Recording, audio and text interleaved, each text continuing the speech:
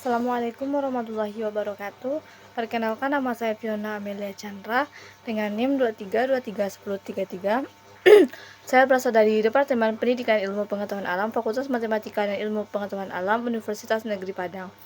Baiklah, pada video kali ini saya akan membuat tugas pengantar kewirausahaan dan saya akan menjelaskan materi yang berjudul pengelolaan manajemen usaha. Manajemen pengelolaan usaha.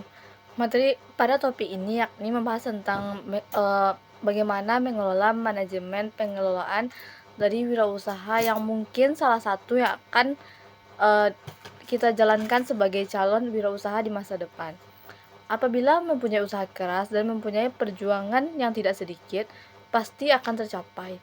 Kemudian akan membahas tentang fungsi minimal 4 planning, organizing, actuating, controlling, bagaimana planningnya, bagaimana mengorganisasinya, dan bagaimana kontrolnya untuk dikembangkan menjadi beberapa bagian. Yang pertama, ini planning, berarti kaitannya dengan rencana-rencana seperti desain.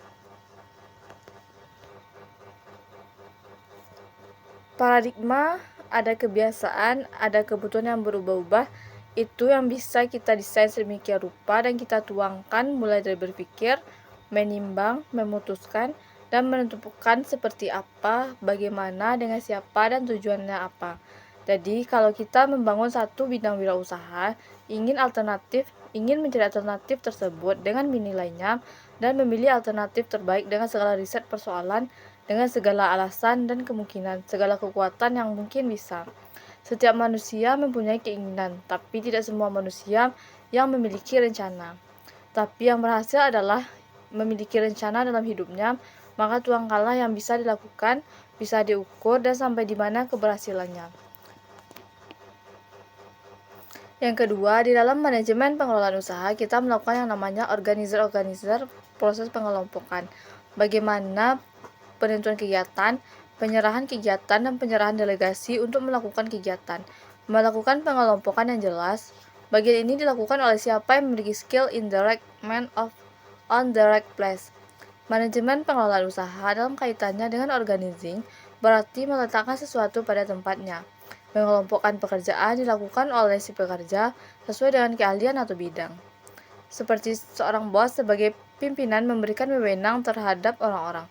Wewenang itu adalah pemberian kebebasan untuk berekspresi, memberikan kewenangan untuk mengambil keputusan.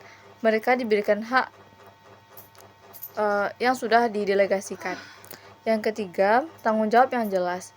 Kalau sudah diembankan, didelegasikan, mereka mempunyai kebebasan berekspresi, mereka punya kewenangan untuk mengambil keputusan, karena itu adalah keputusan kita.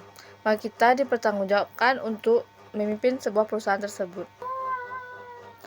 Orang-orang yang mampu melawan tingkat kemalasan atau mau bekerja, mau bergerak, mampu menjadi penggerak dan memiliki motivasi yang tinggi dan mampu menjadi seorang bos.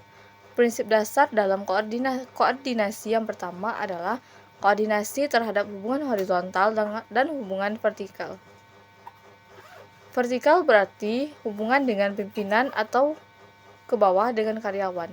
Yang kedua, ada keselarasan untuk kegiatan-kegiatan koordinasi yang dimulai dari awal hingga akhir dari proses kategori coordinating, dan yang terakhir adalah masing-masing faktor yang harus saling mengisi.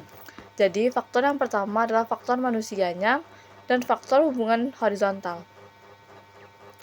Prinsip yang pertama dalam coordinating atau penyelarasan kegiatan adalah penjelasan koordinasi terkait proses kerja mulai dari awal sampai akhir. Ada koordinasi yang jelas sehingga kesatuan batang tubuh kelihatan dari wirausaha tersebut. Yang ketiga adalah berkaitan dengan faktor-faktor keseluruhan yang ada di dalam hubungan kerja. Masing-masingnya harus saling mengisi satu sama lain. Saling mengikat satu sama lain ibarat sebuah sistem. Bagian terakhir pada manajemen pengelolaan usaha yang keempat yaitu controlling management, yakni berkaitan dengan fungsi manajemen. Jadi mulai planning, directing, dan sekarang adalah controlling, melakukan pengawasan kontrol agar operasi organisasi wirausaha, operasi bisnis dan industri sesuai dengan apa yang sudah direncanakan dari awal supaya tujuan tercapai. Untuk memperbaiki, membenahi sehingga pelayanannya dibenahi, dilakukan kembali, disempurnakan lagi sehingga apa yang diobati adalah proses yang akan terus berjalan untuk mencapai tujuan dan pada akhirnya akan sesuai dengan harapan, menguntungkan secara material maupun immaterial. Bahkan masih diperhatikan dalam konteks kontrol. Namanya juga mengontrol, yaitu melakukan sesuatu sesuai dengan porsinya dan sesuai dengan sasarannya. Dalam konteks controlling ini, yang pertama, perhatikan tujuan yang sudah ditetapkan, sudah sesuai sebelum dia terencana. Tujuan dibandingkan rencana. Sistem-sistem operasional secara keseluruhan, bandingkan budget dengan aktual yang kita miliki, yang sedang berjalan memungkinkan atau tidak untuk sampai ke tahap tujuan.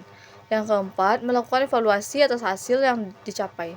Yang kelima, memberikan masukan untuk perbaikan di masa depan atau di masa yang akan datang. Perbaikan pada perencanaan berikutnya sehingga perencanaan ini untuk kegiatan. Nah, orang-orang yang mempunyai jiwa dan pemikiran yang sama atas visi dan misi yang ingin dicapai pada pilihan market, pilihan usaha atau bisnis yang akan kita tempuh. Kemudian, menguraikan pekerjaan-pekerjaan tersebut yang akan diisi dalam proses perjalanan bisnis kita bersama dengan rekan bisnis atau teman-teman atau dengan karyawan yang menghadapi prinsip-prinsip yang harus diperhatikan melekat untuk organisasi. Mulailah banyak dari yang kecil untuk menuju yang besar, karena memang cita-cita itu harus dibangun sesuai untuk sesuatu yang lebih besar. Yang ketiga, hubungan dengan banyak orang karena ini akan menentukan subjek di wilayah sosial Anda. Semakin besar kemungkinan wilayah bisnis yang Anda kejar itu semakin menguntungkan. Baiklah, sekianlah materi yang dapat saya sampaikan. Kalau ada kata salah kalau ada kata yang salah saya mohon maaf. Assalamualaikum warahmatullahi wabarakatuh.